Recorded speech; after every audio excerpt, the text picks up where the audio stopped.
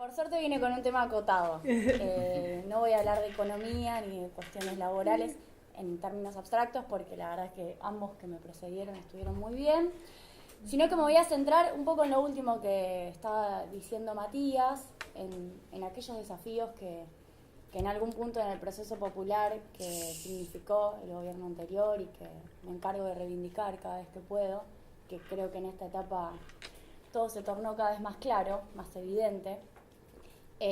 La tercerización laboral fue un desafío fenomenal. Yo formé parte, y siempre que puedo también lo digo, de un equipo coordinado por Carlos Tomada, convocado por Tomada, pero coordinado por Sebastián Echemendy, donde redactamos una ley para regular la tercerización laboral y se la llevamos a Cristina en junio de 2015.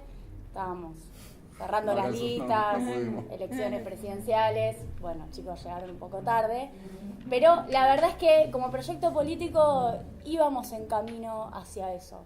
Y me parece importante decirlo. De hecho, se publicó el libro hace muy poquito, coordinado por Sebastián Echemendy, en donde hicimos un trabajo de, por sectores, mirar los niveles de tercerización laboral en distintas ramas. Mi caso particular es la siderurgia.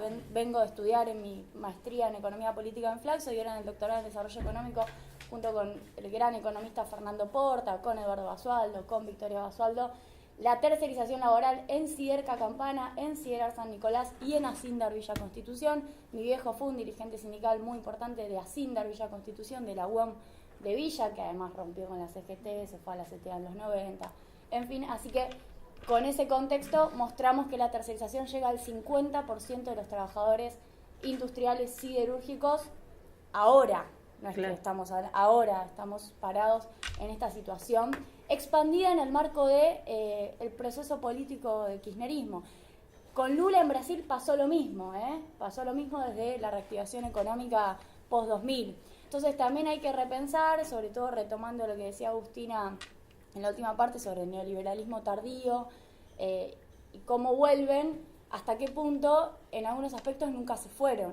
Digo, en términos económicos está claro que hay cambios fenomenales desde el fin de 2015, pero si uno piensa en racionalidades políticas, sociopolíticas y en lo que estaba pasando por abajo en la clase trabajadora, más allá de un proceso de revitalización sindical indudable, en el caso de la tercerización laboral, en el caso de las desigualdades de género, hubo una subdivisión, una fragmentación por abajo, con concentración por arriba, que es la estrategia del capital desde mediados de la década de los 70, que siguió.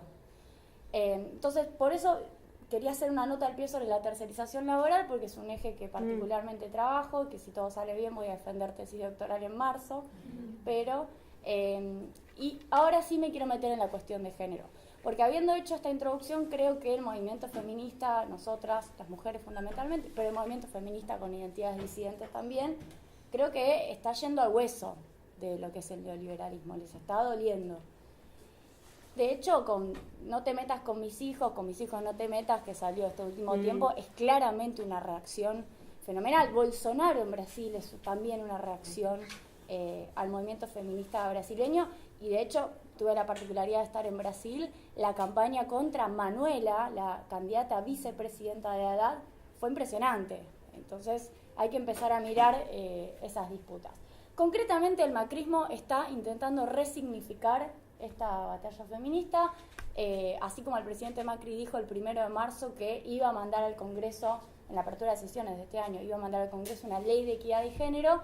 Efectivamente lo hizo. De hecho, estuvimos participando de las comisiones de discusión de legislación del trabajo en la Cámara de Diputados. Me invitaban a participar las compañeras de CTA, el movimiento de mujeres sindicalistas, y estuvimos discutiendo la ley de equidad de género.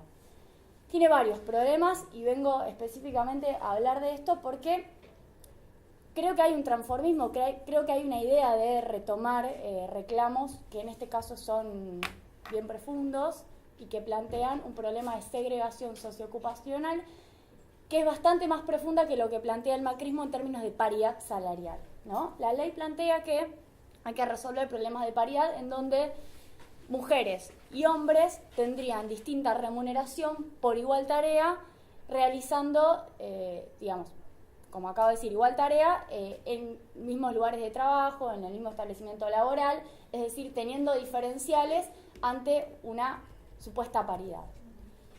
Y la verdad es que no ese es el problema que estamos discutiendo. Eso está claro que es un elemento a resolver y yo insisto, si me corren, es con delegados y con negociación colectiva, es con delegados y delegadas en los lugares de trabajo, porque son los y las que mejor saben en los lugares de trabajo dónde no se está aplicando el convenio, dónde a las mujeres le dan la categoría más baja o no las dejan ascender o aparecen estos esquemas de techos de cristal en donde siempre llegan a ser jefes los hombres. Ahora, el problema que nosotros estamos discutiendo es otro, que hace a formas en donde el capitalismo encuentra en el patriarcado y también en el racismo, porque el feminismo nos permite, desde una perspectiva inclusiva, meter lo que de otra manera no se puede meter. Digo, la cuestión racial, la cuestión étnica, las formas de discriminación que existen en la sociedad, son las formas a través de las cuales el capitalismo se monta para dividir a la clase trabajadora. Y la cuestión de género, suturar la cuestión de género, empezar a conversarla, es una forma de unificar a la clase trabajadora. Por eso creo que no tiene que ser solamente un reclamo de las mujeres. Entonces, hay un problema en la sociedad que es la brecha salarial, que no es la paridad, es la brecha. La brecha salarial está en torno al 27% entre hombres y mujeres. Brecha no significa que, tomando el concepto macrista de paridad, una mujer en un mismo puesto gana 27% menos que un varón. No, no significa eso. Eso además significaría metodológicamente un trabajo de recolección de recibos de sueldo a nivel empresa, es decir, una acumulación de estudios de casos donde uno pueda ir y controlar efectivamente cuáles son esas brechas. Seguramente existan, pero son variables y no se pueden estimar con la herramienta del EPH como si se estima la brecha salarial. La brecha salarial está en torno al 27%, quiero decir que era en torno al 35-40 en el 2001, es decir que el proceso político de generación de puestos de trabajo y de meter adentro del convenio a gran parte de la clase trabajadora mejoró la cuestión de género. Esa parte hay que reivindicarla. Lo que pasa es que, claro, faltan políticas verticales, no solo horizontales. Lo mismo que planteamos desde la economía cuando decimos el proceso de industrialización con cuestiones macro no lo resolvés, necesitas política industrial. Digo, esa brecha salarial se calcula a partir de la masa salarial de las mujeres, es decir, la cantidad de horas trabajadas por el colectivo de mujeres en el total de la sociedad, es decir, a partir de la EPH, la encuesta permanente de hogares, por el valor hora trabajado, comparado con la cantidad de horas trabajadas por los hombres por su valor hora trabajado, ¿no? Esa diferencia entre masas salariales da un 27%.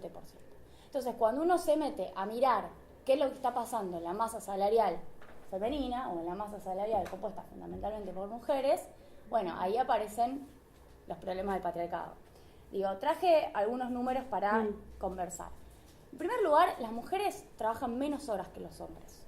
En el mercado de trabajo, ya sea formal o informal, ya sea registrado o no registrado, yo insisto, no me gusta hablar de empleo negro. El video que mostrábamos al comienzo hablaba de empleo negro, creo que tiene un problema claramente racista, como si lo negro y lo blanco tuvieran algún tipo de connotación ideológica, bueno y malo, al revés. Negro malo, blanco bueno. Creo que hay que empezar a deconstruir eso, pero además el trabajador está en negro como si fuera el responsable de su situación, cuando el que decide negrear es el patrón. Entonces también hay un problema respecto a eso, porque el que decide clandestinizar la relación laboral es el patrón en ese caso. Entonces, registrado, no registrado, formal, informal, como segundo en la jerarquía para poder conversarlo. Digo, las mujeres trabajan menos horas que los hombres en el mercado de trabajo fuera del hogar. ¿Por qué? Porque dedican más horas de trabajo no remunerado en su hogar. Por ejemplo, en la categoría profesional, los varones trabajan 37 horas semanales, estoy hablando de datos del EPH al primer trimestre de 2018, las mujeres 33, es decir, 4 horas menos. Si miramos la categoría técnica, 38 contra 31 horas semanales. Vamos a la categoría operativa, 44 contra 37. Sin calificación, 39 contra 27, todavía menos. Es decir, hay una parte de la mayor remuneración de la masa salarial de los varones que responde a que las mujeres tienen menos horas de trabajo en el mercado de trabajo remunerado, ¿no? Bueno, también hay algo muy evidente. Cuando se contrata a un varón, se paga por las 8 horas del varón más las 8 horas gratis de la mujer. Es decir, el patrón sabe que contrata 16, le lleva 8 de regalo. O 6, que en realidad viene siendo la cantidad de horas que se logró demostrar en la encuesta sobre uso del tiempo, que se hizo en el 2013, en donde se preguntó cuántas horas se destinaba a 3 rubros del cuidado: a la atención de niños y niñas, ayudarlos a hacer la tarea, a cuidarlos, atención de adultos y adultas mayores, y a tareas del hogar, limpieza, ir al supermercado, planchar, en fin. Dio que las mujeres le dedicaban entre 6 y 7 horas por día y los hombres cerca de 2 horas. Que además, si uno lee la nota metodológica que tiene esa encuesta, dice, bueno, cuidado porque puede haber sobreestimaciones cuando le dedicaste 10 minutos a algo y dijiste 1 hora. Entonces, eso entre paréntesis. También puede, tiene muchos problemas esa encuesta en donde uno dice cuánto le dedica porque es muy subjetivo. Pero bueno, es de lo poco que tenemos para meternos en eso. Entonces, en primer lugar, los hombres trabajan más horas que las mujeres. En segundo lugar, y este es el núcleo del patriarcado, que de nuevo el proyecto de ley del macrismo no trabaja y nosotros tenemos que empezar a trabajarlo, que es que hay segregación socioocupacional. Hay tareas destinadas a las mujeres y tareas destinadas a los hombres en la sociedad. Tareas feminizadas y tareas masculinizadas. Y no casualmente, sino precisamente, las tareas feminizadas tienen un menor valor hora que las tareas masculinizadas. Por eso yo decía, ojo que masa salarial es cantidad de horas trabajadas por valor hora. En cantidad de horas trabajadas las mujeres tienen menos y en valor hora también tienen menos. Entonces, en primer lugar, mostrar que 3 grandes actividades con salarios más bajos están feminizadas. El 69% de los y las trabajadoras de educación son mujeres. El 74% de los y las trabajadoras de salud son mujeres. El 99,16% de los y las trabajadoras de casas particulares son mujeres. O sea, estamos hablando de servicio doméstico, excluido deliberadamente del bono de fin de año por el decreto de Mauricio Macri, excluido directamente. Hay pymes que hay que revisar su situación o declinación productiva para ver si cobran o no el bono, pero en el artículo 3, si no me equivoco, el 5 del decreto, dice los trabajadores rurales y los trabajadores de casas particulares, dice masculino, están afuera del bono. Estamos hablando básicamente de las mujeres. Y tengo un cuadrito que de todas maneras lo puedo compartir en algún momento, está publicado, está en la página del CEPA, el Centro de Economía Política Argentina, del cual soy parte, en donde tenemos el valor hora según categoría socioocupacional y según algunas actividades, donde por ejemplo uno puede mirar salud, educación y servicio doméstico con menor valor hora que tomamos 2 categorías como transporte y petroleros. Pero comparando la misma categoría socioocupacional, es decir, haciendo bien la comparación. Por ejemplo, sin calificación, una trabajadora de servicio doméstico gana 72,90 a la hora y un trabajador petrolero 128,50 a la hora, digamos, sin tener una calificación específica por su empleo. Claro, uno después puede empezar a discutir cuestiones sobre las ramas de actividad, cómo hay mayor o menor rentabilidad en algunas que en otras. Está claro que la actividad petrolera tiene una rentabilidad específica, el transporte, que es la otra actividad que es transporte y petróleo, están entre el 95 y el 99% de masculinización, son actividades 100% masculinas, por eso hablamos no solo de techo de cristal, sino de paredes de cristal. Las mujeres no se pueden mover transversalmente por cualquier actividad económica, sino que están asignadas a algunas. Uno puede discutir cuestiones de rentabilidad, pero a priori a lo que nos lleva a esto, por eso digo que el feminismo toca el patriarcado y por eso toca el hueso del capitalismo, es a preguntarnos por qué algo vale más que otra cosa, ¿no? ¿Por qué vale más 8 horas de oficina, trabajo administrativo, que 8 horas de cuidar a los pibes? ¿Qué rol en la sociedad le asignamos a las tareas reproductivas? ¿Qué importancia le asignamos? ¿Por qué cuidar a los pibes y a las pibas tiene menos valor monetario, en última instancia, que estar sentado frente a un escritorio si las tareas reproductivas son las que sostienen el sistema productivo, ¿no? Todas estas preguntas son las que yo creo que no se banca. El sistema no resiste tanto. El Ni Una Menos tenía un consenso básico de no nos maten. El aborto generó bastantes problemas, pero una parte del macrismo se avivó y dijo, bueno, en el fondo son derechos civiles. Tampoco resistieron igual, no, gran parte del macrismo votó en contra. Ahora, discutir género y economía es entrar en conflicto. Es entrar en conflicto con el sistema capitalista y cómo divide las tareas según género. Quiero decir que también en las diferencias entre masas salariales, 2 minutos, voy casi con lo último. El 27% también se explica porque las mujeres tienen mayor tasa de no registración que los varones, y estar no registrado en esta sociedad significa ganar menos porque estás fuera de la protección de los convenios, ¿no? Uno de los logros, además del gobierno anterior, fue meter cada vez más trabajadores en los convenios. Las mujeres tienen 36,4% de empleo no registrado, retomando lo que tiraba Matías, ese 33%. Si lo abrimos te da 36 mujeres, 31 varones, ¿no? Claro. Entonces, cuidado con los promedios porque siempre engañan. Bueno, y en el sector no registrado, fíjense, la brecha salarial es del 27%. Ahora, si miras la brecha salarial entre trabajadores no registrados y trabajadoras no registradas, es del 39%. Claro.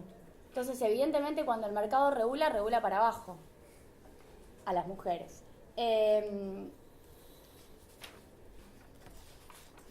Unas últimas cuestiones, y con esto cierro, salté todo. Bueno, digo, me parece que uno mira críticamente en este aspecto, en la etapa anterior, creo que también estos procesos políticos son muy lentos, pero además creo que es una ola mundial la que está transcurriendo y empezó a transcurrir sobre todo desde el 2014-2015, precisamente en las postrimerías del gobierno anterior y lleva su tiempo discutir estas cosas. Ahora, no cabe duda de que el macrismo está profundizando estas brechas de género. Esta parte hay que tenerla bien en clara. Yo insisto, está aumentando la desocupación, las mujeres tenemos 2 puntos más de desocupación que los hombres. Tenemos un 9% tienen los hombres, las mujeres 11%, al segundo trimestre de 2018. Está aumentando la desocupación juvenil y las mujeres tenemos 4 puntos más de desocupación juvenil que los hombres, entre 14 y 29 años. 21,5 mujeres, 17,3 hombres. O sea, 1 de cada 5 mujeres entre 14 y 29 años no consigue trabajo. Si te vas al conurbano es del 25%. Está aumentando la pobreza. Mauricio Macri dijo que iba a aumentar. Lo reconoció. No sé quién lo mandó a hacer esa conferencia de prensa, la verdad que... bueno, y el 60% de los hogares que están bajo la línea de pobreza, con hijos menores a 7 años, tiene una mujer al frente como jefa de hogar. Está sola. Entonces, hay una feminización de la pobreza que también hay que revisar. Bueno, lo que decía de la tasa de pleno registrado, y cuidado con la tasa de actividad, porque también es una parte que hay que considerar, que no forma parte del cálculo de brecha salarial, porque la brecha salarial es sobre las que están activas, pero la tasa de actividad en hombres es del 69,5 y de mujeres 48,5. No es cierto que estamos al 50%. No es cierto que hay un nivel de feminización de mujeres saliendo a buscar trabajo a igual forma que los varones. Eso no está pasando. Hay mujeres que siguen en sus hogares sin posibilidad de salir al mercado de trabajo formal o informal. Y respecto de la reforma jubilatoria, yo siempre me planteo, es lo más parecido a un castigo patriarcal que yo vi. Sacar la moratoria jubilatoria a las mujeres es deliberadamente en contra, es patriarcal. ¿Por qué lo digo? Porque entre 2003 y 2016 se jubilaron 1.796.439 mujeres por moratoria. Hombres fueron 894.581, o sea, el doble. Si vos sacás la moratoria jubilatoria para aquellas que trabajaron toda su vida en sus hogares, en el marco de un trabajo no reconocido y no remunerado, básicamente les estás impidiendo jubilarse, ¿no? Y por último, el presupuesto aprobado el día 15, antes de ayer, tiene para los objetivos explícitos de género solamente 4.623 millones de pesos destinados, lo que es el 0,1% del gasto total para Pichetto, que insiste con el gasto social total.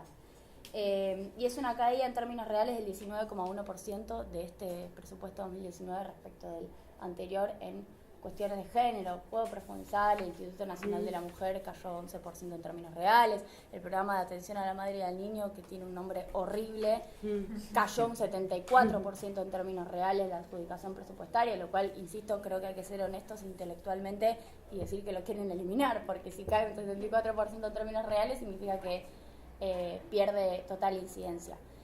Bueno, este es un poco el eje de mi intervención, corto acá, después en todo caso le metemos al debate.